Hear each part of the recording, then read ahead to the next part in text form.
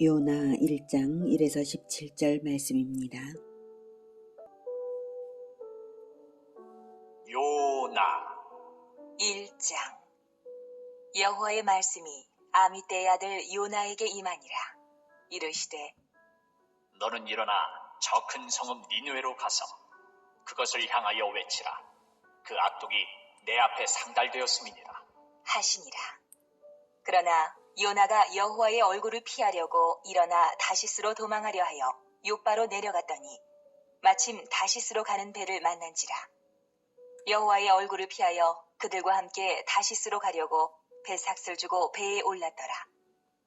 여호와께서 큰 바람을 바다 위에 내리시매 바다 가운데에 큰 폭풍이 일어나 배가 거의 깨지게 된지라. 사랑하는 형제 여러분, 2023년 1월 2일 월요일 새해 첫 새벽 묵상에 오신 것을 환영합니다. 새해 하나님의 말씀으로 은혜에 젖어서 더욱 풍요로운 한 해 되시기를 축복합니다. 오늘부터는 요나서를 시작합니다. 제가 새벽 묵상과 저녁 묵상을 올려드리고 있는 순서는 구약 성경은 시대 순서의 구약 성경이라면 시대 순서에 되도록 맞추려고 하고 있습니다.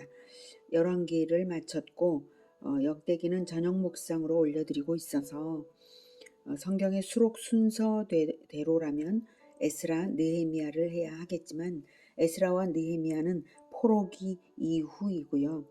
열왕기 시대의 예언서를 먼저는 시대순으로 다루는 것이 각각의 책을 이해하는 데에도 도움이 될 것으로 여겨서 지난주에는 요엘, 이번 주에는 요나를 올려드리는 것입니다. 요엘은 남왕국 요아스 시대로 추정이 되고요. 요나 선지자의 활동 시기는 북왕국인데 북이스라엘 여로보암 2세 시기입니다. 그러니까 요엘 바로 다음 시대라고 보면 되겠죠. 주전 북이스라엘 여로보암 왕은 주전 793에서 753년 그 즈음입니다. 요나의 예언이 그때 있었습니다. 열왕기하 14장 23에서 27절을 보면 유다의 왕 요아스의 아들 아마샤 제15년에 이스라엘의 왕 요아스의 아들 여로보암이 사마리아에서 왕이 되어 41년간을 다스렸으며 이렇게 나오거든요. 그때에 이스라엘 25절에 보면 이스라엘의 하나님 여호와께서 그의 종 가드헤벨 아미떼의 아들 선지자 요나를 통하여 하신 말씀과 같이 여로보암이 이스라엘 영토를 회복하되 하맛 어귀에서부터 아라바 바다까지 하였던 것을 열왕기하 14장에서 기록을 하고 있습니다. 이 즈음에 아수르는 요나 시대에 아수르는 국력이 약화되던 시기였는데요. 요나서는 아수르의 수도 니느웨에 가서 심판을 선언한 이야기예요. 즉 아수르가 전쟁으로 국력을 잃고 전염병으로 많은 사람이 죽어서 뒤숭숭하던 터라서 민심은 요나 선지자의 심판의 메시지에 회개로 반응할 수 있었던 그런 심리적 배경이 되었습니다.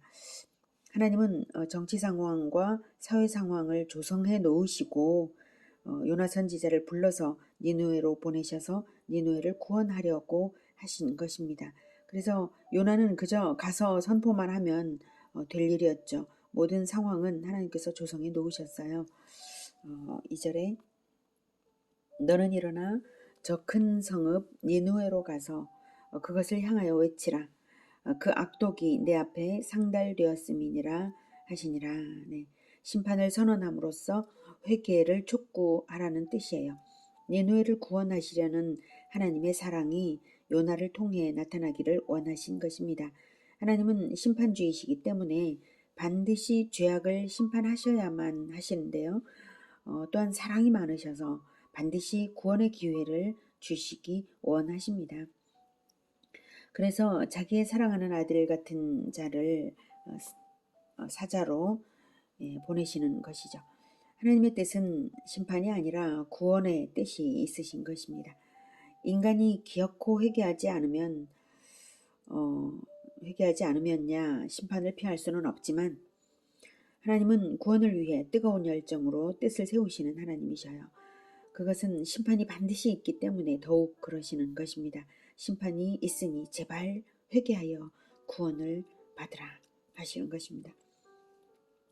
그런데 니누에는 북이스라엘을 침략하는 적국이었기에 적국을 사랑하여서 복음을 전하도록 부르심을 받는 것이 인간적으로는 달갑지 않을 수 있었죠. 게다가 이스라엘이 얼마나 배타적인 선민 의식으로 가득 차 있었는지요. 그래서 3절에 보면 요나가 여호와의 얼굴을 피하려고 일어나 다시스로 도망하려 했죠. 그렇게 하는 것은 바로 그 선민 의식과 배타심 때문입니다. 적국의 도시 니느웨가 심판을 받든 말든 자기와 관계없다는 것입니다. 다시스는 스페인 남부 해안의 무역도시입니다. 니느웨는 내륙의 티그리스강 상류 쪽이니까 정반대의 방향일 뿐만 아니라 아예 바다 너머로 도망치려고 한 것이죠. 하지만 하나님의 사랑은 세계 만민에 대한 절대적인 사랑과 주권적인 계획을 가지고 계셨습니다. 사람의 생각과 하나님의 생각은 천지 차이입니다. 하나님은 한 번 계획하신 것을 포기하지 않으시고 천재지변을 사용하셨어요. 4절 여호와께서 큰 바람을 바다 위에 내리심에 바다 가운데에 큰 폭풍이 일어나 배가 거의 깨지게 된지라. 요나 때문에 폭풍이 일어난 것입니다. 그만큼 니느웨를 사랑하셨어요. 또한 그만큼 요나를 사랑하신 것이기도 하시죠. 5절 사공들이 두려워하여 각각 자기의 신을 부르고 또 배를 가볍게 하려고 그 가운데 물건들을 바다에 던지니라. 그러나 요나는 배 밑층으로 내려가서 누워 깊이 잠이 든지라. 선장이 그에게 가서 이르되 저런 저여 어찌함이냐. 일어나서 내 하나님께 구하라. 혹시 하나님이 우리를 생각하사 망하지 아니하게 하시리라 하니라. 폭풍은 바다에 익숙한 선원들이 전혀 예측하지 못한 초자연적인 폭풍이었기에 사공들이 평소에 대처할 수 있는 수준을 넘어선 것이어서 두려움에 떨었던 것입니다. 생명이 위태로워서 물건들을 바다에 던질 정도였어요. 아마도 무역선이었다면 큰 재물일 텐데 아낌없이 던질 만큼 폭풍은 공포스러웠습니다. 모든 사람들이 자기들의 신에게 기도하는데 요나는 배 밑층에서 아무것도 모르고 깊은 잠이 들어 있었네요. 이방 신들에게 기도하는 자들과 너무 비교되죠. 하나님을 피해 도망치는 자로서 영적 무감각에 빠져 있는 모습이기에 선장에게 책망을 들을 정도였어요. 선장은 하나님을 믿었다기보다는 다만 이해할 수 없는 공포스러운 폭풍에 대해 어떤 신적 섭리로 인해 일어난 재난임을 느꼈던 것 같아요. 그렇다면 기술적인 해결책이 아니라 종교적인 해결책이 필요하다고 느껴서 의논을 했어요. 즉 신을 분노하게 한 원인 제공자를 찾아야 했습니다. 7절 그들이 서로 이르되 자, 우리가 제비를 뽑아 이 재앙이 누구로 말미암아 우리에게 임하였나 알아보자. 하고 곧 제비를 뽑으니 제비가 요나에게 뽑힌지라. 무리가 그에게 이르되 청하건대 이 재앙이 누구 때문에 우리에게 임하였는가 말하라. 내 생업이 무엇이며 내가 어디서 왔으며 내 나라가 어디며 어느 민족에 속하였느냐. 하니 그가 대답하되 나는 히브리 사람이요 바다와 육지를 지으신 하늘의 하나님 여호와를 경외하는 자로라. 하고 자기가 여호와의 얼굴을 피함인 줄을 그들에게 말하였으므로 무리가 알고 심히 두려워하여 이르되 내가 어찌하여 그렇게 행하였느냐 하니라. 바다가 네. 제비뽑기는 이스라엘에서도 출애굽 시대부터 내려온 관습이고요. 하나님의 결정을 따르기 위한 방법이었어요. 고대 여러 족속들 가운데서도 시행된 것이고요. 하나님은 제비뽑기를 통해 섭리하셔서 요나를 뽑히게 하셨어요. 이러시려고 다시스로 가는 배도 마침 타게 하시고 폭풍도 주신 것이죠. 다 하나님이 주관하고 계십니다. 이방인들에게 문책을 당하고 있는 선민 선지자의 처지라니 정말 창피한 요나의 모습이고요. 강제로 회개할 수밖에 없는 상황이 된 것이에요. 무리가 알고 심히 두려워하여 이르되 네가 어찌하여 그렇게 행하였느냐 할 정도인데 정작 요나가 그토록 무디고 완고했으니 얼마나 부끄럽습니까? 11절. 점점 흉용한지라 무리가 그에게 이르되 우리가 너를 어떻게 하여야 바다가 우리를 위하여 잔잔하겠느냐?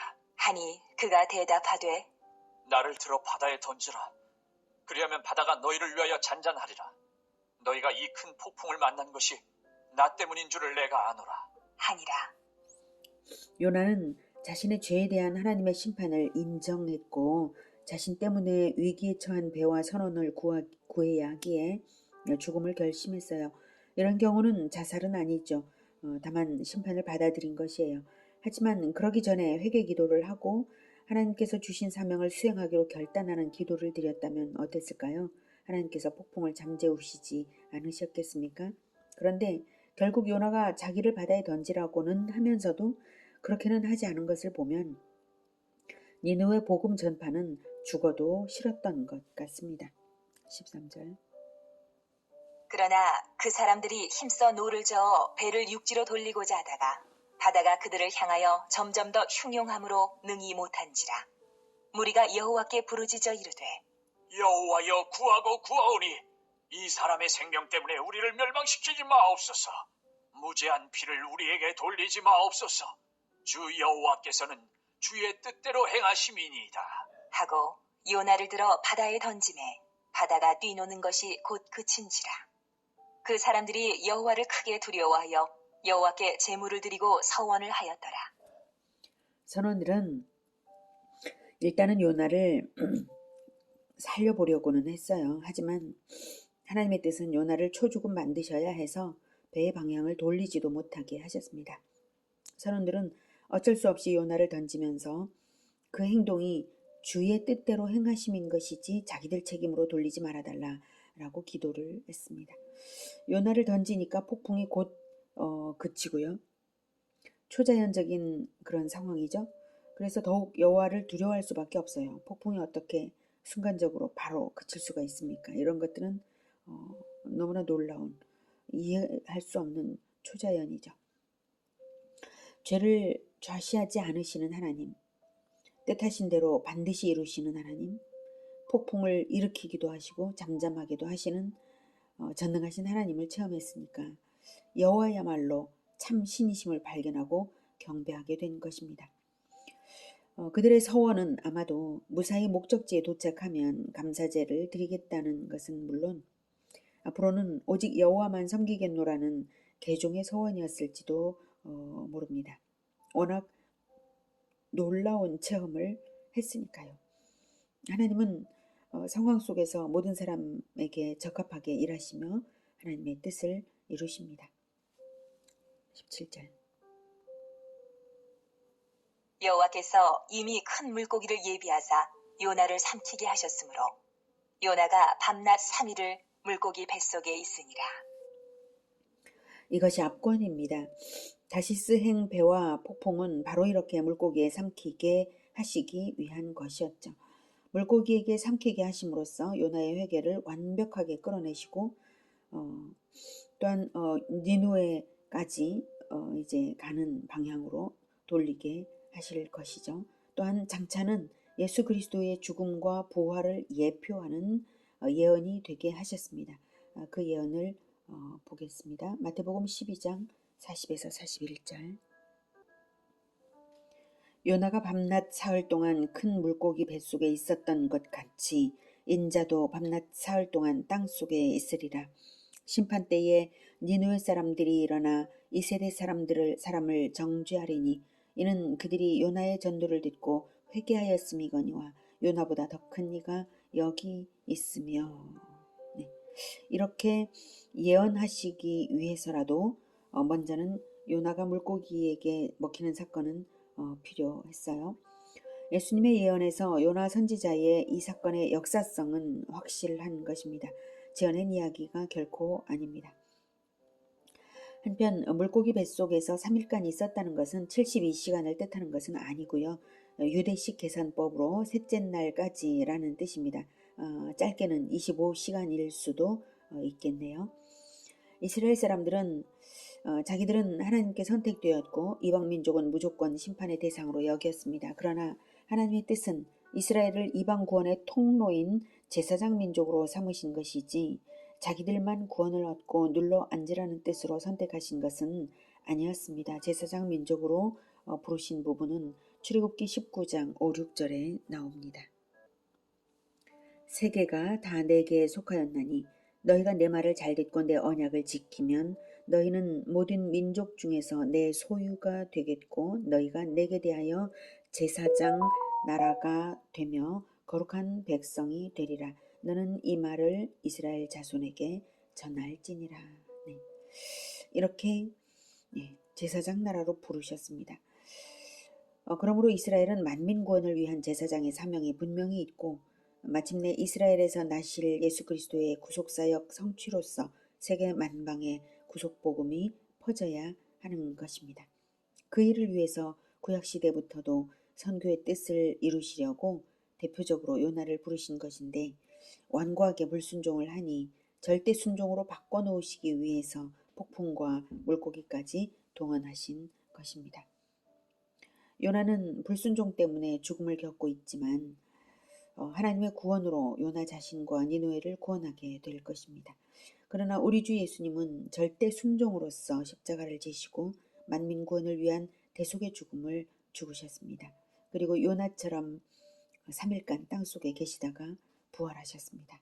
부활로서 예수님의 모든 것이 진실이고 진리인 것이 밝혀졌고 예수님을 믿지 않는 자는 심판을 피할 수 없습니다.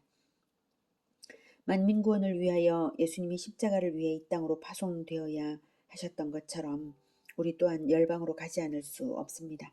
이스라엘에게 제사장 사명이 있었던 것처럼 우리에게도 제사장적 사명이 있기 때문이고요. 우리는 죄인 구원을 위해서 구원받았기 때문입니다. 예수님께서 우리를 구원하시고 직접적으로 명령하셨습니다. 마태복음 28장 18, 19, 20절에 예수께서 나와 말씀하여 이르시되 하늘과 땅의 모든 권세를 내게 주셨으니 그러므로 너희는 가서 모든 민족을 제자로 삼아 아버지와 아들과 성령의 이름으로 세례를 베풀고 내가 너희에게 분부한 모든 것을 가르쳐 지키게 하라. 볼지어다 내가 세상 끝날까지 너희와 항상 함께 있으리라 하시니라.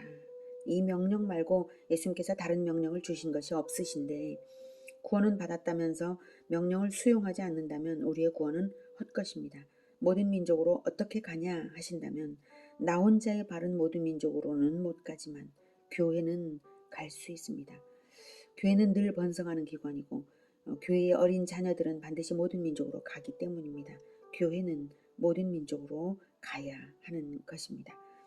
그래서 내가 발딛고 있는 이 땅에서부터 부지런히 어린 다음 세대를 반드시 모든 민족으로 가도록 하나님의 말씀을 가르쳐야 하고 또한 이 땅에서부터 선교적인 삶을 살아야 하는 것이고 선교를 해야 하는 것입니다.